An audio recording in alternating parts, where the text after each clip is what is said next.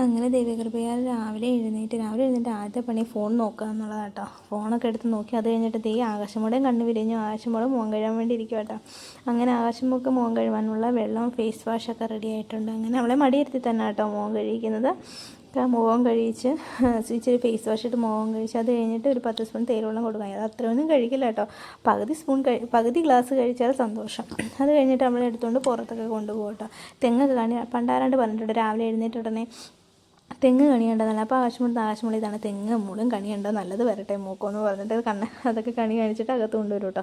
അകത്ത് കൊണ്ടുവന്നിട്ട് കുറച്ച് നേരം അവളെ കുഞ്ഞു പിള്ളേരെ തട്ടിയിട്ട് നമ്മൾ കിടത്തുന്ന മാതിരി കേട്ടോ അവളെ സെറ്റ് ചെയ്ത് അവിടെ ഇങ്ങനെ നിർത്തിയിട്ട് തട്ടിയിട്ട് അവളെ ഇങ്ങനെ കിടത്തും കേട്ടോ.